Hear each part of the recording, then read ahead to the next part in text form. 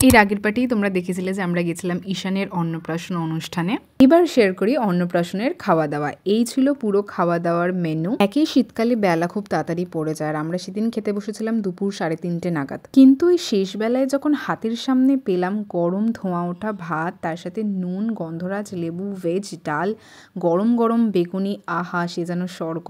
Specially এই ডাল ভাতের সাথে গন্ধরাজ লেবু চিপে আর গরম গরম একটু বেগুনি নিয়ে যখন একদলা ভাত মুখে দেবে না, আহা সেটা কি ভালোই না লাগে। দেখো এইসব কথা বলতে বলতে পাতে চলে এলো এঁচোড় চিংড়ি। আর অফ সিজনের এঁচোড় চিংড়ি সত্যি কথা বলছি দুর্দান্ত লাগে খেতে। আর মন থেকে বলছি প্রত্যেকটা রান্না অত্যন্ত সুন্দর হয়েছিল খেতে।